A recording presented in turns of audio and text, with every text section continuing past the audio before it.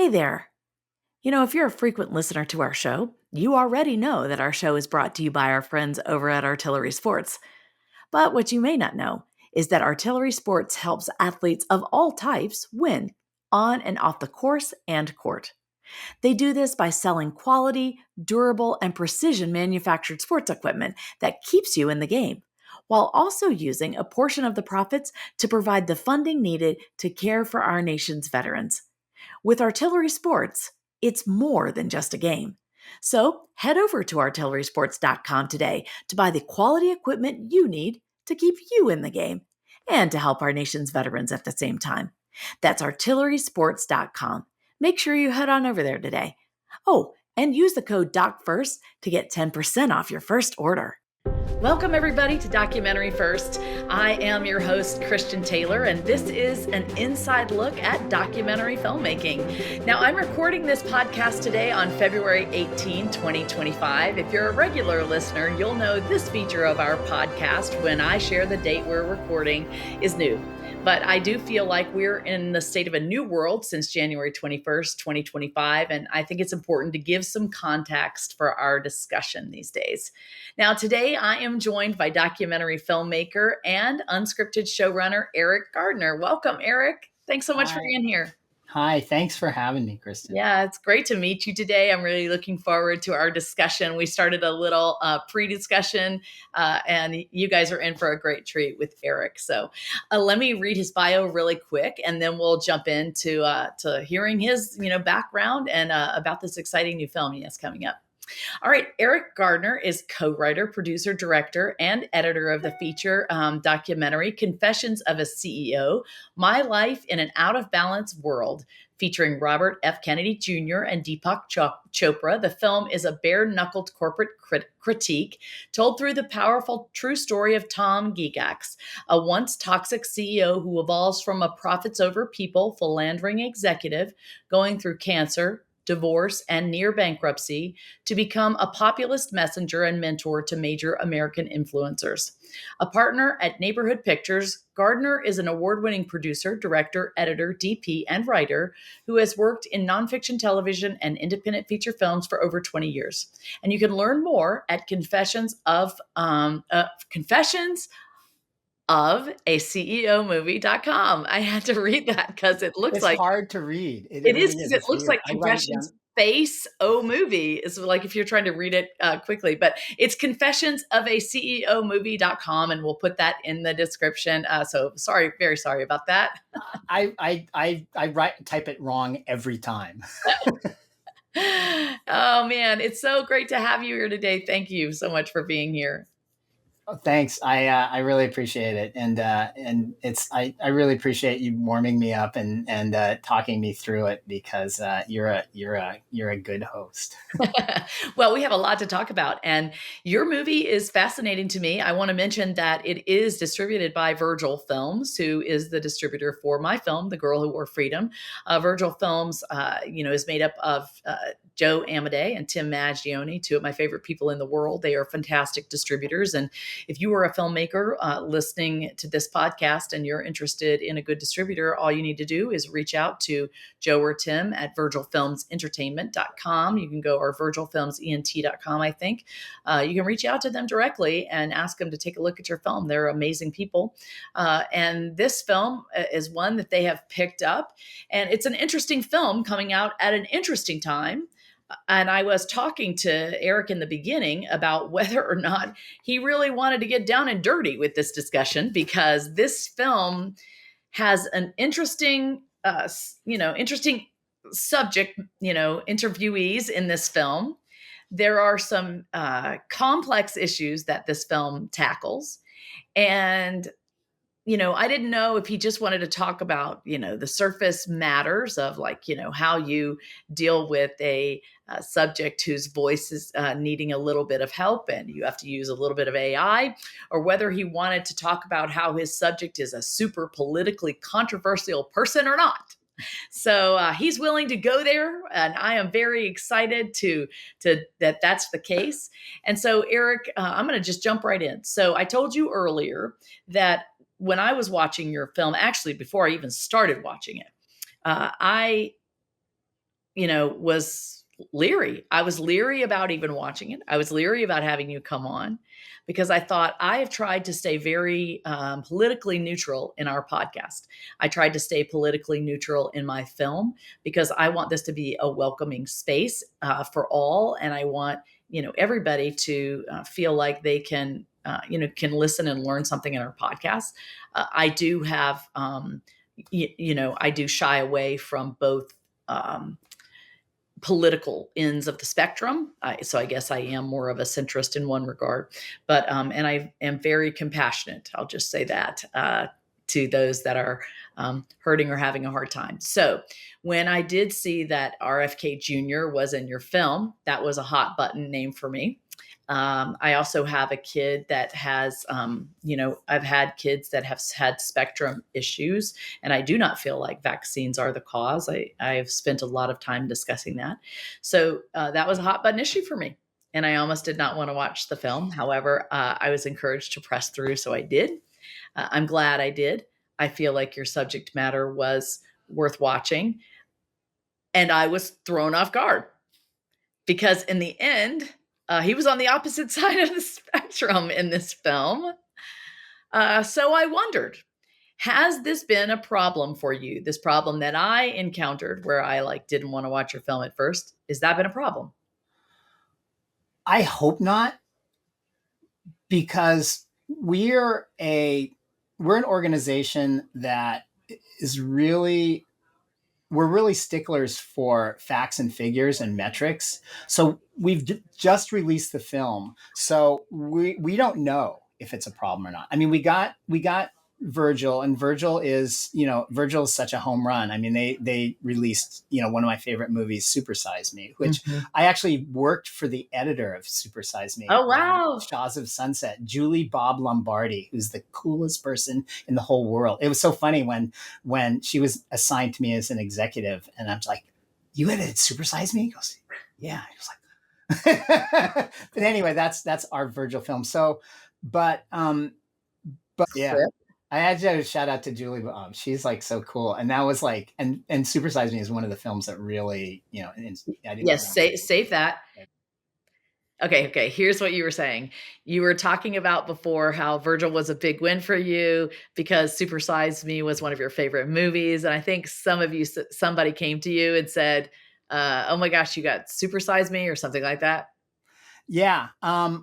We don't have the metrics, so I don't know if it's a problem or if it's not a problem. I mean, I'm assuming it is, but there's anecdotal evidence and then there's actual evidence. And so until we start gathering the metrics and finding out, and surveys and stuff like that, we're not going to know. I would like to think that people will want to know, but at the end of the day, it may turn some people off, which is a shame because it's a film about balance, and it's one thing to say you're about balance, but it's a whole other thing to actually listen to somebody who you have already decided ahead of time that you don't agree with. And just because you're listening to somebody, that doesn't mean, or watching a movie, that doesn't mean you buy into everything that they're saying. And so that is a big thing for me. I mean, we want to tear down the echo chamber. We want people on both sides, of the aisle to listen to each other. And so the only way we can do it is to put Deepak and RFK Jr. in the same movie. Well, it also may do a lot of good for you too, because there may be people that are super excited about watching a movie with RFK Jr. and it may throw everybody off because it has Deepak Chopra and RFK Jr. in it. So, who knows? But, I did get ahead of myself. I really wanted to lay some groundwork first about who you are. And I want to get, I really feel like a film is in large part a reflection of the filmmaker. And you are so much a part of, I think, what this film is. So yes, you have an amazing story and it's very interesting, but it is a lot of, your work. So you were very involved in this film. So talk to us about, your complete role in this film. And then tell us how you became a filmmaker in the first place, your history about how you ever got involved in film and how you ended up here. They had a version of the film that was mostly shot and edited, and it wasn't working for them. And so they had a team in place and it wasn't working for them. And I have a history of being a fixer for network Hmm. shows. And so um, I got, so I'm familiar with coming in and not stepping on people's toes and sort of rejiggering things and finding the story and digging it out and shooting extra stuff and things like that. So that's what I did. So they had a story. It wasn't, it just you just couldn't play it in front of an audience. And so they brought me in, and then I came in and I worked with Tom and I worked with the team, and we made the film that I wanted to make. As soon as I saw the footage, I just thought, yeah, this is the story. And it was fortunate that my co-director Tom, who's the subject, that's the movie that he wanted to make. So a lot of times, if you want to go to the filmmaker part, a lot of times the the reason why a film doesn't work has to do with communications, because you can't make a film by yourself. Mostly, usually it's a bunch of people working together, and unless you're on the same page and you're working together and you're collaborating, it's just not going to work. And so that's what we did. And so that's my role in it. Yeah, so Tom, you're talking about is your co-director. He is the subject in this film. He was the toxic CEO.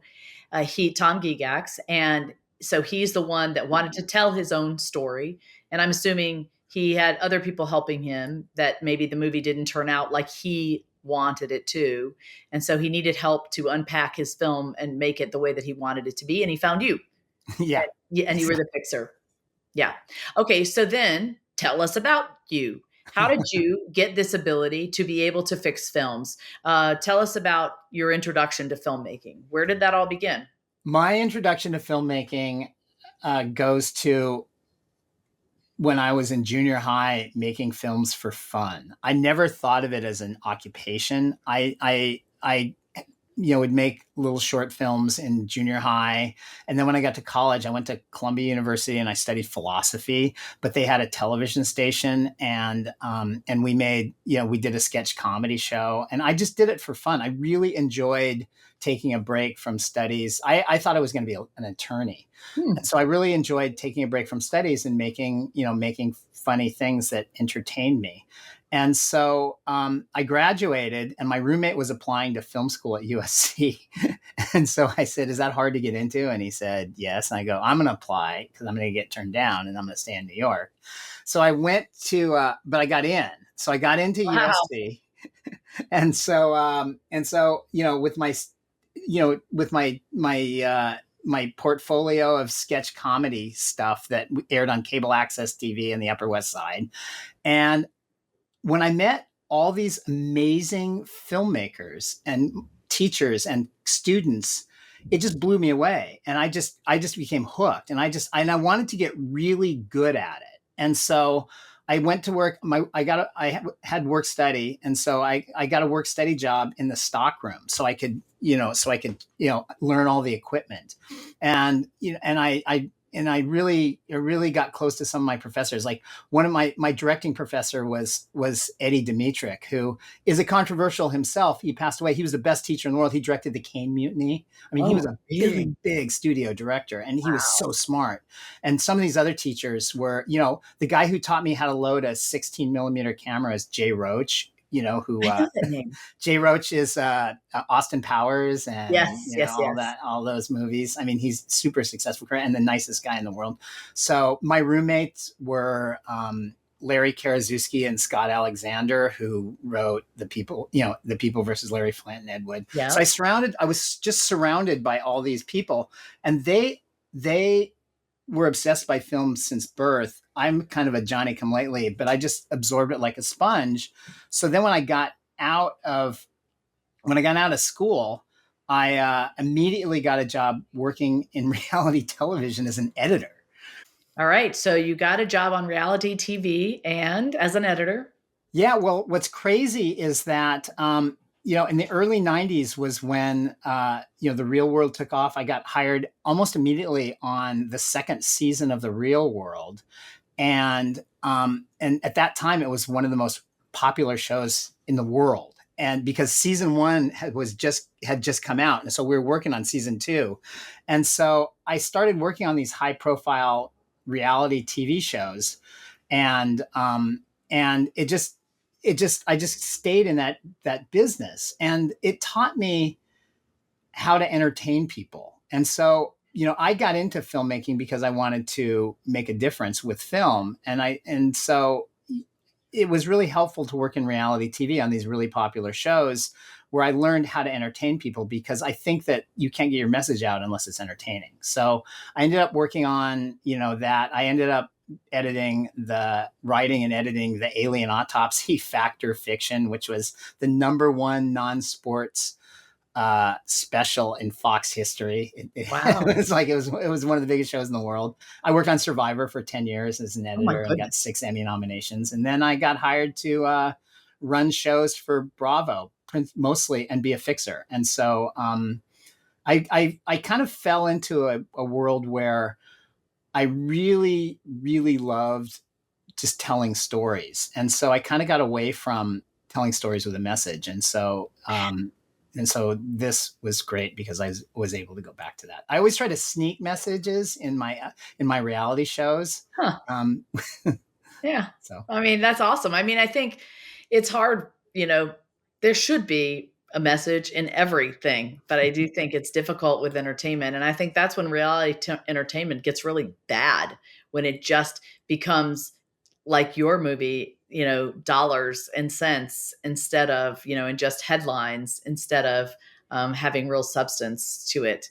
I want to go back to film school. When you were there, certainly you have to specialize in something. Did you decide you wanted to be an editor? And did you feel that's where your skills were? Is that what you wanted to do? Or did you want to be a cinematographer? Did you know? I wanted to be a cinematographer and a director. I was actually obsessed with shooting, which helped me with my editing later. I never, except for my own projects, I never really edited anything. But I would go to other schools. Like I would go to UCLA to shoot stuff. I was obsessed with shooting things and also obsessed with directing and writing. But it's funny, when I got out of film school, the technology was changing and we were just moving towards it was offline editing. And I don't want to get too much in the weeds on this, but it used to be, if you're editing a big TV show, you'd go into a studio and there'd be 1 or 2 inch tape and a machine and engineers. And so they just started having systems that worked. Sorry.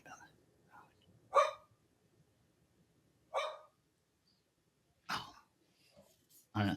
They just started having systems that worked in offices. And so it took kids to run them. And so with virtually no editorial experience whatsoever, I was able to immediately get jobs on network television shows. That is awesome. You hit it at a good time. What year were that? What years That were that? was 1990. In the 90s. 89, Okay. 90, yeah. So then, fast forward then to when you were doing, Survivor and, Bravo and beyond, you must have been, your soul must have been wanting to do something a little bit more rich and wanting to do something a little more meaningful, which I'm assuming then you were doing your day job, which was the show running and fixing, but yet you wanted to tell stories. And so I'm assuming you, used your off hours to do some documentary film work. Is that what happened? Yeah, absolutely. Well, first it was independent features, and Okay. then I did a couple of independent features, scripted features in the '90s, and they didn't really do it for me. One of them was with Tanya Harding. Oh, wow. It was released all over the world, in theaters, except in the United States. But in the United States, it was on cable for I remember it actually. yeah, Were you yeah. editing? It was no, I wrote it and produced it. Well, congratulations. I remember that. Yeah, it was the most publicized movie of 1995. There's a thing they called us, whatever company that does the Q ratings and stuff. That media tracks. They called our office one day and they said, you're the most publicized, most talked about movie of 1995. It's like, Wow. okay, Well, it's because it was a very, very big event in that day, in that yeah, time when that yeah, event happened. So it was a yeah, good thing to write a movie about for yeah. sure. Well, congratulations on that one. Then what happened after that? Well, it's we did another movie and it just didn't turn out the way we wanted it to. And so a friend of mine told me about this club that had.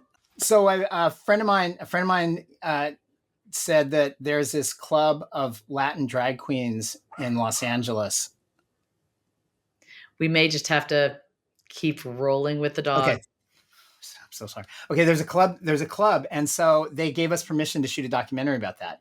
And what was interesting, and then we got money from Canal Plus to make it, and the Danish Film Board. And so she's Danish. Her name is Camilla Overby Roos. And so I was able to make this documentary, and it didn't find an audience. And when you're talking about finding a message, at that time, nobody supported drag queens and trans rights. Like even the gay community, they didn't want to have anything to do with us. Like we went there and said, do you want to work on our movie? And it's like, nope. It's like nobody. Yeah, No. it was a hot button Yeah, it was so hot that nobody wanted anything to do with it except for in Europe. So we played all over in Europe, but it never found an audience, like not any distribution at all in the United States. And that was, and we finished it in 2002. So then later I met Harvey Hubble, who is a filmmaker and has dyslexia. He was also the chairman of the Connecticut Film Board, and he wanted to do a documentary about dyslexia. So I did that, and we did it. I did it in the summers in between jobs, and then we, right before I worked for Tom, we finished a documentary about literacy. So as my career has been going along, I've been able to work on more documentaries, which I like. So would you say that's your passion? I don't know, because I think that I'm really happy making stuff. Like, I was really happy making Survivor. I mean, I went back and worked for 3 months on Survivor after we finished this film. And I love making Survivor. I love, the beautiful thing about filmmaking is you can work on a lot of different kind of stuff. And so I like to mix it up. And, and when I was, for 10 years and 8 seasons, I was the showrunner of Shaws of Sunset. And I was really proud of the fact that we were able to put, have them speak Farsi, whole scenes in Farsi that we would subtitle that they'd never done before. Cool. And showing, Middle Easterners, and not a whitewash version. They're, being bad, being good, and showing the parents and things like that, and showing the food and the culture. Yeah. I was really proud of that we were the first, and as far as I know, the only network reality show to shoot in Israel. And we went to Israel and we shot at the Western Wall. And so, we really broke some ground on that. And the stories are, silly and, and oftentimes mean spirited, which I regret. But there was a lot of groundbreaking stuff that went into it, and I was really proud of. That's awesome. So we do have some young filmmakers that listen to our film podcast. So why don't you explain what a showrunner does real quick? A showrunner is the person who is ultimately responsible for a series. The buck pretty much stops with them. That doesn't mean they're the boss, because they answer to a production company executive. If you're making it for a production company, which is most of the case, you answer to network executives, you answer to an executive in charge of production who handles the flow of money. But at the end of the day, it's a job it's kind of a job where people, they think, oh, I really want to be a showrunner. I really want to be a showrunner. And it's just sort of like, do you like having a life? Do you like getting calls at 3 a.m? Yeah. I mean, the buck stops with you, and you have to know where everything is going on, because that's just the job. I mean, showrunner is showrunner, and it's we run everything. Yeah. So that's yeah, it's not an easy job, that's for sure. Yeah. And you have to know so many different things. I mean, you have to know kind of every department in order to be able to run stuff. Yeah. Yeah, so you've carried the torch for a lot of different projects. It gives you a lot of knowledge and a lot of different things. And you also told me at some point that you taught school somewhere in here. I don't know how you fit that in. Yeah, I taught at University of Laverne, which they have a sneaky cool filmmaking program, and it's under the guise of broadcast television. But there's some really successful people that came out of that program, and a lot of the people. It was weird. A friend of mine who just retired as a professor there, Don Pollock, and he got me, got me that job. And I didn't do it for a long time, but I really enjoyed it. And because the thing is, for me, it was so exciting to learn about filmmaking. And so I like to share it. And so especially like for, when I work on a show, when I'm a showrunner of a show, I have a reel of like what camera people should look for and like how many shots you need for an entrance or an exit or something like that. And because a lot of times, going back to the communication issue, is a lot of times people don't communicate. They just assume that, are you kidding me? They just assume that everybody's on the same page, and they're not. So I like to teach people. I like to teach people so everybody's on the same page and we're shooting the same stuff. Like, for example, if you look at a reality show, like let's say you get hired to work on a reality show or you want to make one. If two people are walking into a room, into a door from the outside, and they're having a little bit of a conversation, you need a bunch of different cutaways. And I would say at least 13. So it's like you need, the wide shot, but you need details of whatever cars they're passing by, details of the sign of the building they're going into, wide shot of them, tight shot of them, and all that stuff, and letting them, and also, having them do clean entrances and exits. So there's that kind of stuff people don't share. And it's just specific stuff that everybody needs to be on the same page. Well, and that because you're an editor. I found with working with my own editor, and an editor working with footage that I have that someone shot that's not an editor or doesn't have a lot of experience, and listening to my very experienced editor going, oh my gosh, what are they doing? They stop shooting at the moment, or why didn't they get this extra shot? Or, oh my goodness, they weren't listening. They didn't follow the thing because they were just shooting. They weren't in the moment, So it really is important that a filmmaker or a cinematographer has that editing experience, and vice versa, because you can be so much better at your job if you know both sides. Same with an actor and a director. If you know both sides, you can be so much better at your job. It drives me crazy because I'll see it on shows. I'll see it on shows where two people will be looking down at a table, and they're looking at a table and they're talking about like something, a cup or something on the table, and there's no shot of the cup. And it's just like, and I just go like, tilt down. I'll literally be screaming at the TV, going like, tilt down, tilt down. Yep. And it'll be on TV. It'll be on some it's some reality show that somebody shot and somebody had a good idea. Well, and I'm sure that the editor was probably yelling at the cameraman too, like, why didn't you give me a shot of the cup? But you know what happens? I found that a lot of times that's not the camera person. Like, I'll go out in the field and I'll talk to the camera person and they won't tilt off the face. And then they'll say, oh yeah, on the last job I was on, the director said, never get off the face because I'll lose a reaction. And and I'm saying, it's like, yeah, but you can tilt down and then tilt up. And then their reactions will come all the time. And then they'll say, oh no, they want the real reaction. It's like, you know how often we use the real reaction? Like, never. Yeah.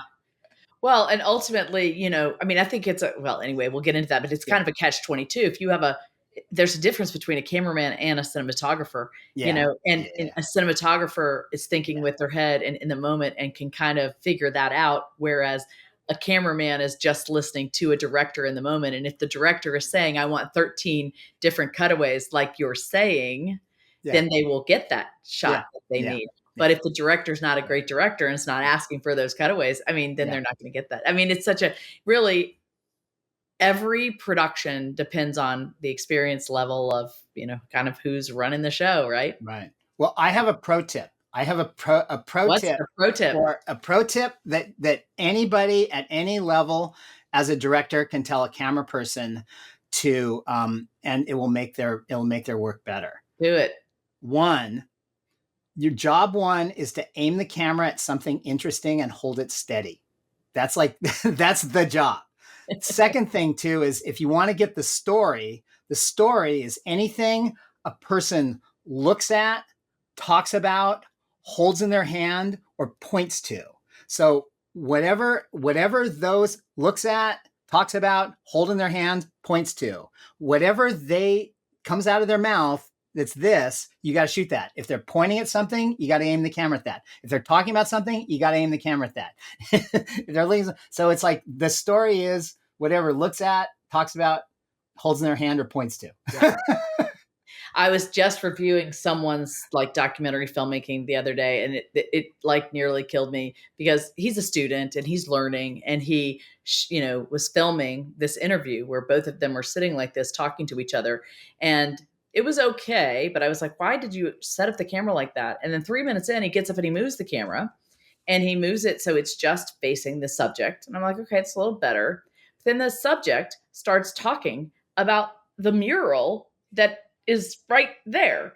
And of course, if the camera had been where it was before, we would have seen him pointing to this whole mural and everything the mural was. But now I'm, as a viewer, going, what? What's he pointing to? What's he pointing to? I can't see anything he's talking about. So yes, absolutely. Everything that they're pointing to, we got to see. Yeah. So great pro tip. Great pro tip. All right. Yeah. So now let's talk about this movie that you have just completed. So you came in as a fixer. So what is that like? I mean, you're the first person I've ever talked to on this podcast who's had a movie handed to them and said, hey, fix this. Fortunately or fortunately or unfortunately, it has happened to me a lot. The last movie was another fix-it job I did. It's called Hopeville, How to Win the Reading Wars. Shaws of Sunset was a fix-it job. So a lot of the stuff that I've, at some point, I just wish somebody would just hire me at the beginning and just skip that step. Because what happens too is they're usually out of money when they bring in the fixer. And so it's sort of like you burn through all this money but anyway, now you want me to do what? Yeah, you want me to do what? They just want to make it entertaining. But I think it's fresh eyes are really important. And when you get on a project, especially like a documentary, it's hard to keep fresh eyes. So, and on one hand, I sort of like, I wish I was on it from the beginning, but on the other hand, it's like in baseball, you really need a closer, and so it's like, and so I come into these jobs a lot of times, and, it's not me, but a person with some filmmaking ability coming into a job fresh is really helpful to a job. It can be. Sure. So, especially if something's not working. Absolutely. Well, let's talk a little bit about the movie. We hadn't really given the log line, or we haven't talked about the story. So let's bring people up to date about the story. We've kind of talked around it, who's in it, and why it's controversial a little bit. So why don't we tell our listeners about the story? It's the story of Tom Gegax, toxic CEO who ran into some huge problems, almost lost everything. He met Deepak Chopra and some other people, and they helped him look at life differently. And he turned his company and his business around, and it became very successful. And so he sold the company, and he was able to share his message with the world. And he, with people like Al Gore and Deepak, he went back and helped Deepak, and Robert Kennedy's had an organization called Waterkeepers, which he's not with it anymore, but it's still there.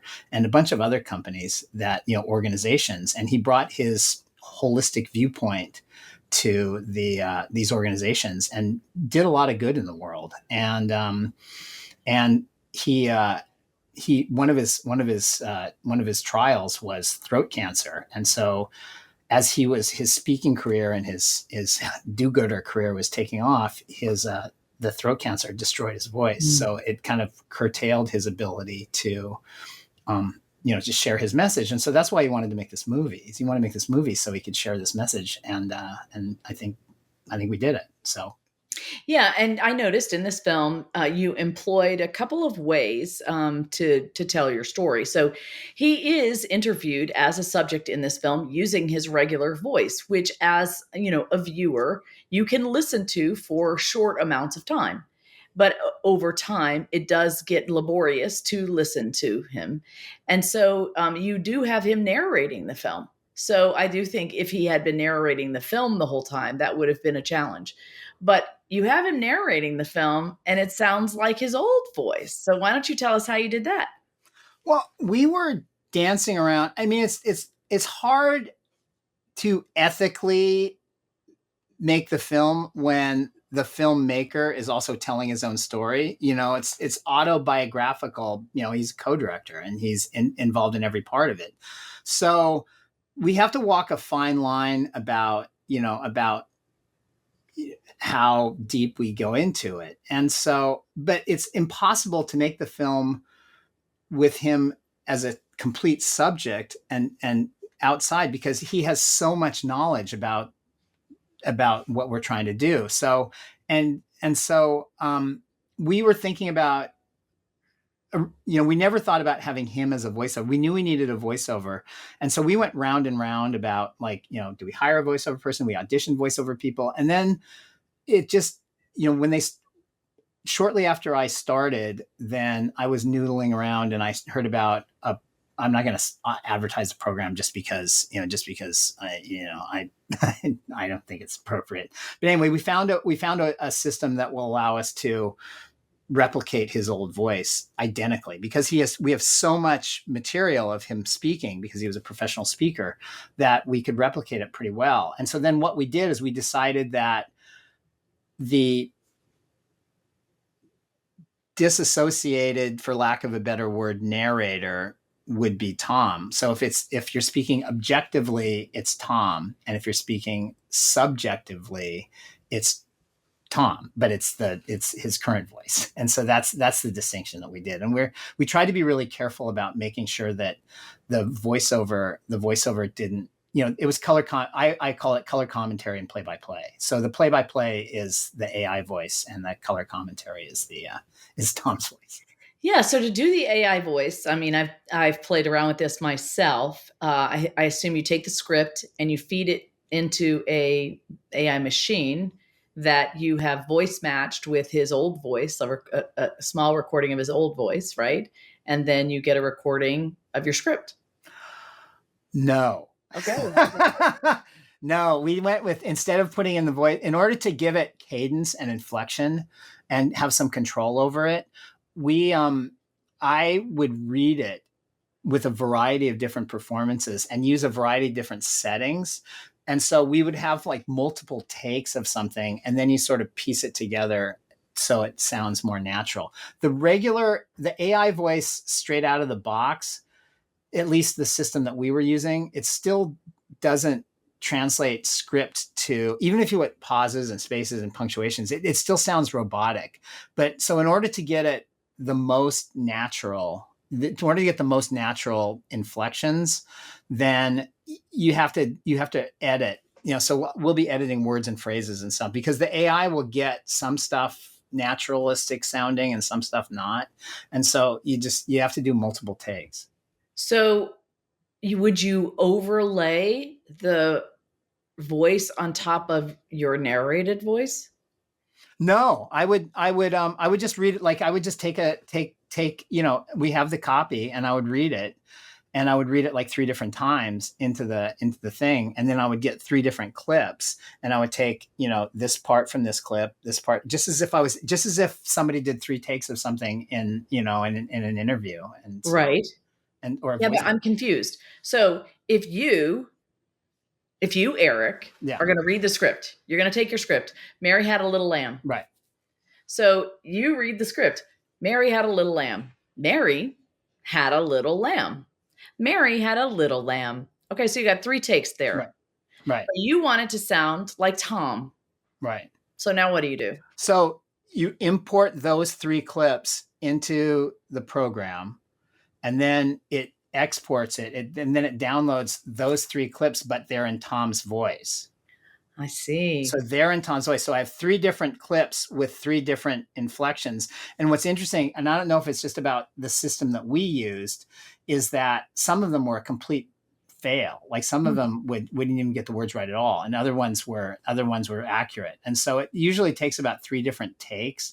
And I'd usually do a longer one. Like I'd go, Confessions is a critique of corporate America told through the true story of Tom Gegax, who evolves from an amoral, unbalanced CEO to an unorthodox leader. So I'd read that three different times with three different inflections, like sometimes bigger, sometimes smaller, and then load them all in, and then it would, That is laborious. yeah, Yeah. AI is not the easy peasy, No. breezy process that So how was long led to was your believe. script? It's long. I mean, Yeah. it's like its script is just, I mean, it looks like a regular script. I mean, it was, I just did it multiple times, but it's a regular, it's like, 90 pages, something like that. Okay. It just, we had it, we keep transcribing it. We would get transcriptions of the cut, and then, and then I'd cut and paste the stuff that we were going to read, and then I would read it into the box, and then I'd cut them out. Wow. And how long did it take you to make this film? I worked on it for about a year. They worked on it for a few years before. I never really got the clear picture of how many years they worked on it before, but I worked on it for about a year. Okay. And originally I was hired to work on it for 3 weeks. That is the way it usually goes in filmmaking, isn't it? Every job. I originally got Always hired on long as anything. Survivor for maybe 4 weeks. I ended up staying there for 10 years. Oh, you did a good job, it seems. That's awesome. All right. Well, other than this, voice challenge, what were some of the other main challenges that you faced in this film? The main challenge was balancing Tom's story and the message and making it so it's entertaining.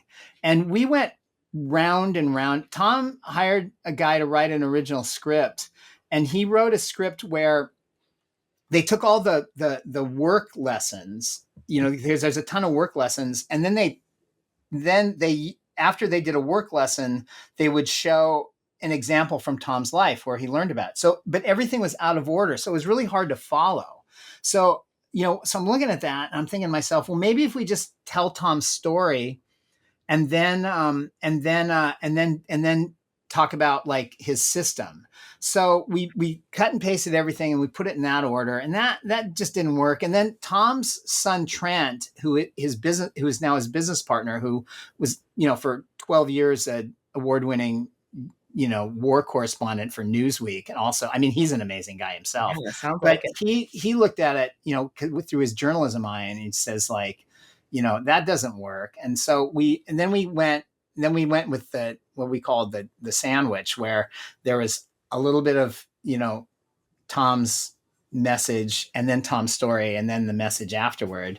And then finally, at one point I'm going like, wait a minute, why don't we just tell, because the lessons that he learned in business, to apply to business, came from specific examples in his life. And so why don't we just start chronologically and just show the lessons as they come up in his life, and then you can track his life, and then you can track the message. And then it's like, and then suddenly it all made sense. It's like, but we have to, it's like, it's not like, I mean, you can't beat yourself up over that stuff, because that's the thing that AI so far, I don't think, can do.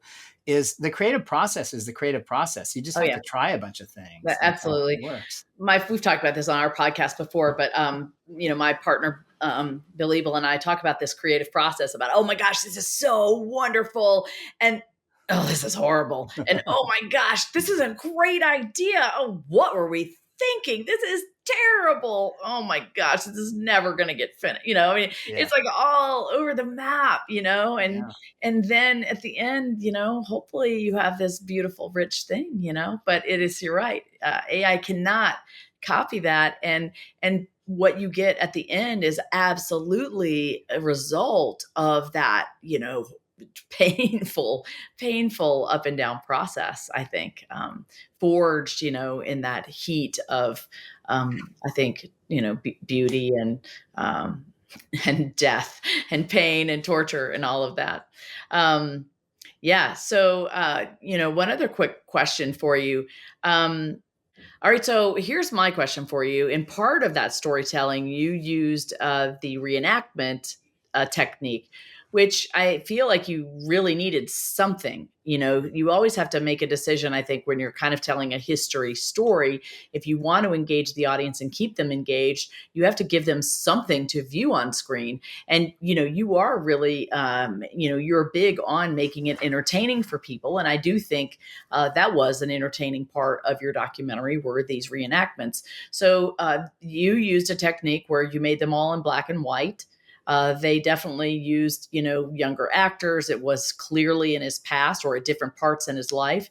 So you had a casting process clearly, and there was a whole big thing about these reenactments. I've done historical reenactments before in France using reenactors, but I've never done what you have done before. So talk to me about that process. How did that all come about? I have strong opinions about reenactments. I didn't shoot these, and I think it's better that I didn't. I inherited the reenactments. That's one of the things that they shot, and so they did. I think they did a really nice job shooting the reenactments.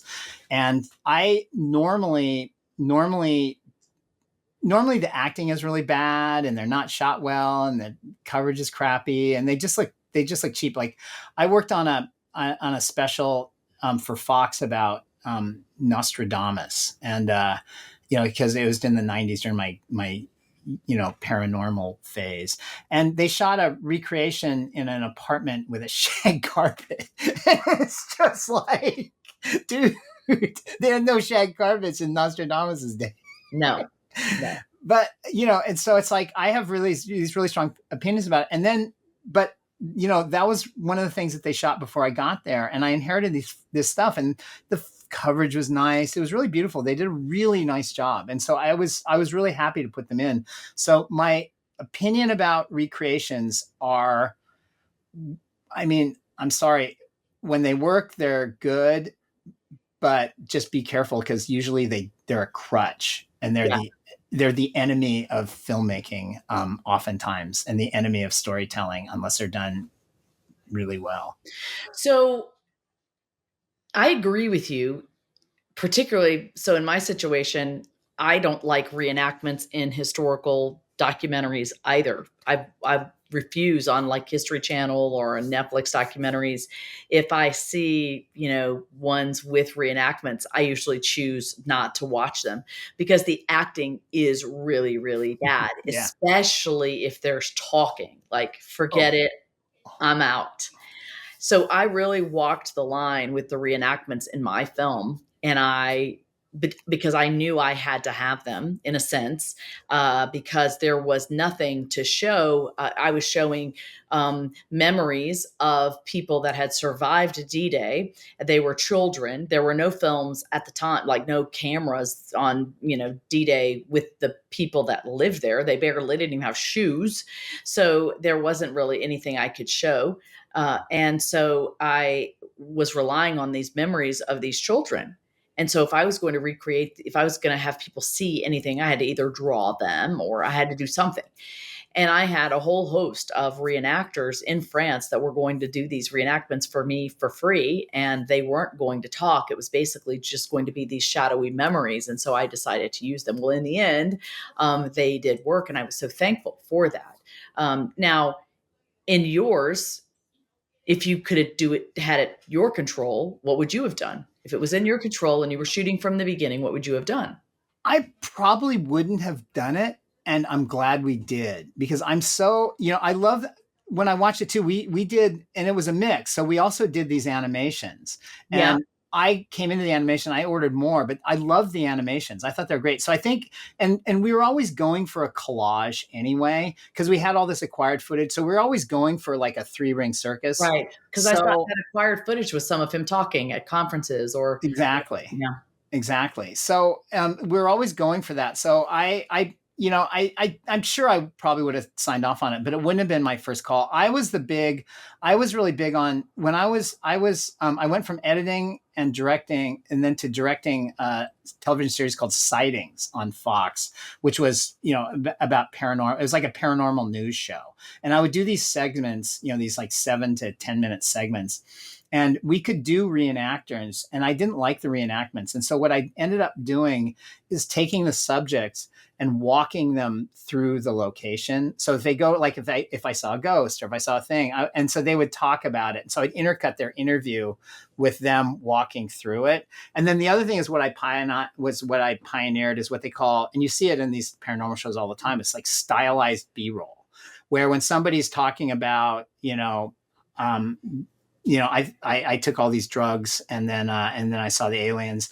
You just do like, stylized shots of like pills like rolling around and then kind of going in and out of focus and stuff. And it's funny because how I started shooting the stylized B-roll as I was editing, and they had a camera in the edit bay, like on a stand to shoot pictures. And I started shooting pictures just when I needed B-roll. And then I started getting my hands in, and then I started like shooting like little, spooky eyeballs and stuff like that. And then it was funny because that was one of the first jobs I ever had. And so I got hired to edit some other show, and I walk in there and I'm going like, where's the camera? It's like, what do you mean? It's like, how am I going to shoot the stylized B-roll? It's like, we have directors who do that. It's like, really? So now they have directors that's their job, just to do that.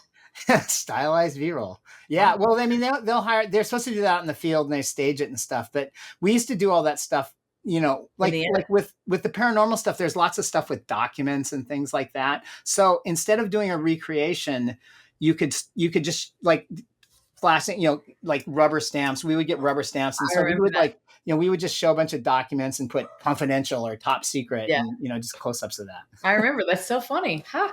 So that was you, huh? That was me. Stylized B-roll. They still use that. I mean, they still do that technique and stuff all the time. I'm shocked that because I haven't worked on any of those shows since the late 90s. And when you see those, like I found a thing that I did a shot for a show in the 90s on YouTube. It looks like it could go today. Like, and it's kind of makes me a little bit sad that they haven't evolved that form at all. I see like every once in a while Netflix will drop some paranormal documentary and it just looks like we shot it in the 90s. Yeah, not a lot of innovation there, but it still works. I mean, everybody's. So, all right, we talked about some of the most challenging things. What are the things you're most proud of in this documentary? I am proud of the fact that we were able to achieve balance, and we got our facts straight, and we did bite the bullet. Like, I disagree with the vaccination policy and I disagree with a lot of stuff that is currently Robert F. Kennedy Jr.'s mantra, but we put him in the movie, and so I like the idea that we wanted to make a film about balance that was accessible, that was accurate. The stuff about DEI, that those facts are not in dispute. The facts, like we support legal immigration, and we think it, and we have the facts and figures about why it's important. And we don't, so we're not taking a side, but we're presenting facts and presenting arguments that for things that we think will, that according to the evidence works. And so it's hard because it's like, I have really strong opinions. I have really strong opinions about Robert F. Kennedy. I have really strong opinions about Deepak Chopra too, actually. I have really strong opinions about this stuff. And, but to take a step back and do the right thing by, others, and by sharing information in a way that's ethical and accurate is what I'm proud of. That's an interesting point as a filmmaker, really, when you think about it, when you're brought onto a project to really think about setting aside your own, proclivity. Ego. Yeah. Well, that's a good word. Ego. Setting aside your own ego and really listening to the others that you're working with and trying to think about kind of where they're coming from. I also think, it's a fine line to walk. Like, you do have to make sure that you are, your heart is in the project, and that you are aligned with the purpose, and that with the mission that you, and the, and the statement that you're putting out there, you're willing to put your name on, and that you believe in. And then how you tell that story, you can be okay with, and that you're willing to listen to other people's ideas. So it always is that collaborative effort, and you have to feel good about that as a filmmaker, for sure. But yeah, it's interesting to hear you say, we're going to have arguments and tussles in this, filmmaking process. And I do need to be willing to listen, even if I politically don't agree with this idea or whatever. So, yeah. Yeah. I mean, we put balance in the title for a reason, and we live that. And a lot of times, people go into filmmaking and they think, oh, right, I'm the boss and I'm going to get everything I want. And it's like, it doesn't work that way. Yeah, true. Yeah, it's very true. I think this movie, in terms of our own industry, I think this movie is has a great word for our own industry, because there has been a lot of talk recently about our industry changing, because, it has been brutal for people's lives. There's not a lot of balance in our industry, as you know, at all. And there has been a lot of talk, in the last 10 years or so. It's gotten a lot more attention about everything, particularly since, the Me Too movements have been coming around. But people have been talking about work hours, and people have been talking about health on set, and people have been talking about a lot of this change in our industries. We still have a long way to go. But you used to only be able to make it in our industry if you were willing to kill yourself, just like you are, on Wall Street or on a lot of these other, big corporations. Yeah. In the entertainment industry is absolutely no different than any other corporation. It is a corporation. It's a corporate business. And so you just have to, it's not just art. You have to think about it the way you do any other one. All right. Well, we don't have that much time left, and we do need to get to everyone's favorite segment, Docuview, Déjà Vu. And we asked you to bring a documentary to recommend. So what documentary would you like to, recommend to our listeners? I was looking at, it's one of those ones I just clicked off. I was looking at Three Identical Strangers, which for some reason, I didn't watch it when it first came out. Sometimes like stuff gets overhyped. When you're talking about, it's like, people going to watch a movie with RFK Jr. in it. It's like, sometimes I'll see some movie and I'll just go like, this is just too good to be true. And I won't watch it. And I watched that thing. And the reason why I recommended it to your viewers in particularly is because that movie could have gone in a bunch of different directions. And the filmmaking in that, and the editing and the storytelling is so good. It just lays out like a thriller. And it just is, once you think you have it figured out, then there's a twist. And then once you think you figured out, then there's another twist. And it's just it's a perfect combination of a great idea and great filmmaking. Totally agree with you. I love that movie. Love it. Yeah, great movie. Well, it has been absolutely wonderful to get to know you. And I really love speaking with you. I love your passion for filmmaking. I love the pro tips that you have given us here today. I hope you'll come back and just talk to us about filmmaking in general. But whenever you do have another film that you want to share with us, we'd love to have you back. Okay. So thank you, Eric, so much for coming here and talking to us about Confessions of a Toxic CEO. Yeah, we can't wait to have you back. Thanks. Yeah, I'll come back. I'll come back. I will do this. You're lovely to talk to. I like what you're doing. I really appreciate being on the show. I really appreciate today, of course, is the day which is always quiet except for today. So, I just had the best time. Not a problem. So glad you were here. Yeah. All right, everybody. Thank you so much for listening to Documentary First, where we believe everybody has a story to tell, and you can be the one to tell it. Bye, everybody.